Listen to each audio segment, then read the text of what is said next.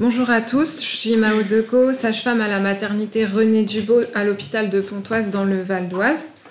Je vous propose aujourd'hui d'ouvrir ce colloque de façon clinique en vous présentant différentes situations auxquelles j'ai été confrontée dans mon exercice de sage-femme hospitalière et plus particulièrement dans des contextes de deuil périnatal. L'une des principales missions du métier de sage-femme est l'accompagnement de la femme et du couple lors de l'accouchement. Par exemple, en salle de naissance, nous sommes la personne référente du couple pendant 12 heures, moment intense autant psychiquement que physiquement pour la future mère, moins difficile pour le père sur le plan physique, bien que certains aiment se plaindre qu'il n'ait pas très bien dormi, mais souvent difficile sur le plan psychique. Il se dévalorise beaucoup en se reprochant de ne servir à rien ou pas grand-chose, ne sachant pas à quel point leur place joue un rôle primordial pour leur femme et leur enfant à naître. En salle de naissance, les sages-femmes sont sans arrêt sur une ligne de crête entre la vie et la mort, que ce soit pour une même patiente avec un accouchement ou une grossesse très pathologique nécessitant des interventions en urgence pour sauver la mère ou l'enfant, ou bien le simple fait d'alterner entre deux patientes qui s'apprêtent à devenir mères, l'une d'un bébé vivant et l'autre d'un enfant mort, ce qui arrive assez régulièrement dans une maternité de type 3.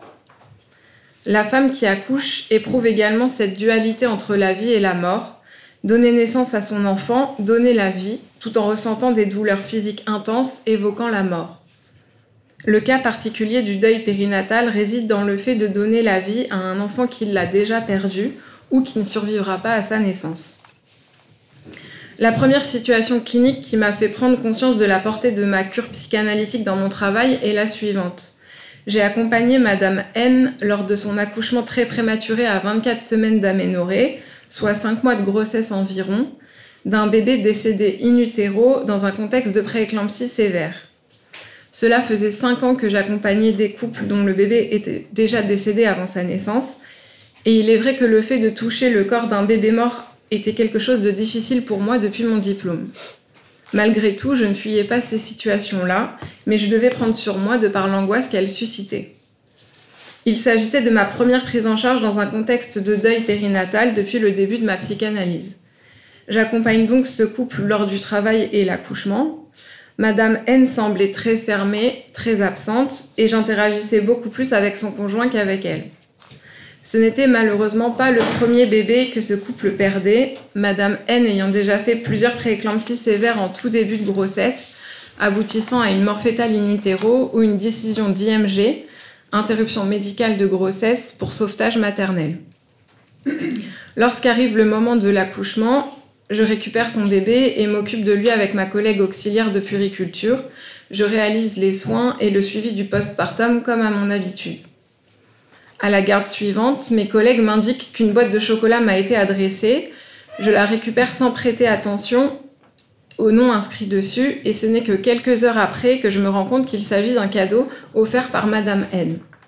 Ce n'est déjà pas courant de recevoir des cadeaux quand tout s'est bien passé, mais c'est extrêmement rare dans ce genre de situation.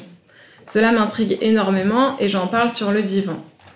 Je finis par comprendre que sans en avoir parlé consciemment dans ma psychanalyse, j'ai passé une étape par rapport au fait de toucher un corps mort, et que dans cette salle de naissance, je n'étais plus la sage-femme avec l'appréhension de toucher un corps mort, mais la sage-femme dans son contexte professionnel, qui était là pour aider ses parents à traverser cette épreuve et non à gérer ses propres angoisses autour de la mort.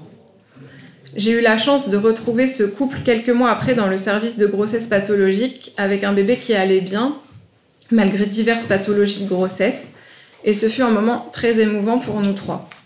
Elle m'a demandé si j'avais bien reçu la boîte de chocolat. Je les ai évidemment remerciés en leur disant que cela m'avait énormément touchée et permis de réfléchir sur ma pratique. Elle a eu ces mots très forts. Mao, nous avons connu plusieurs situations similaires avant, mais cette fois-ci, nous avons senti que vous étiez là pour nous, juste pour nous. Il n'y avait pas cette ambiance pesante qui peut exister avec certains soignants et qui reste encore plus difficile à gérer pour nous, parents.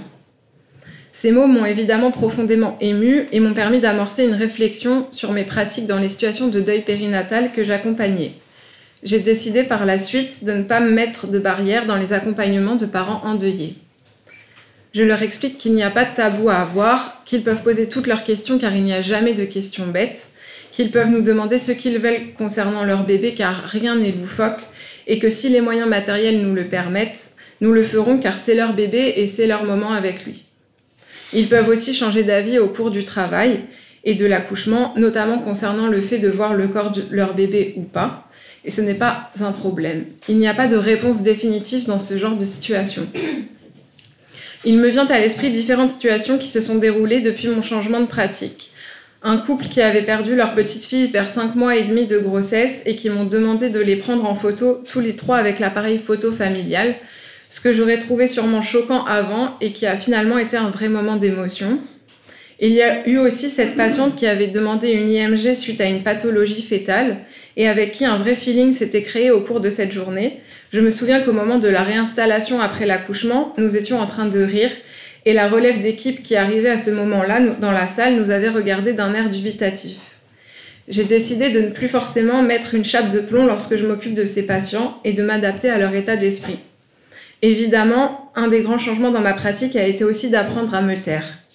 Avant, j'essayais toujours de beaucoup parler avec les patientes, peut-être pour combler le silence qui pouvait parfois m'être pesant, de leur dire des choses que je pensais réconfortantes alors qu'en fait, j'ai compris qu'il n'était pas nécessaire de parler tout le temps. En tant que soignants, nous sommes là comme professionnels pour les aider à traverser cette épreuve et parfois de simples gestes comme leur toucher le bras, un acquiescement ou un regard appuyé servent tout autant à montrer notre empathie. Laisser pleurer les patientes ou les couples dans le silence m'était compliqué, mais je me suis rendu compte que ces moments-là font partie du processus de deuil amorcé dès la naissance de cet enfant, né sans vie ou non viable, et qu'il est nécessaire de leur laisser ce temps-là, à ce moment-là. Enfin, 2 choses me paraissent importantes à souligner avant de clore cette introduction. J'avais pour habitude de ne pas évoquer un enfant décédé antérieurement avec des parents que j'accompagnais sur une situation physiologique avec un bébé qui allait bien, de peur de les blesser, mais à plusieurs reprises, lorsque je n'avais plus le choix que d'en parler, les patientes étaient ravies que l'on remémore cet enfant qui n'existait plus, car leur entourage ne l'évoquait jamais par tabou ou par peur de raviver des souvenirs douloureux.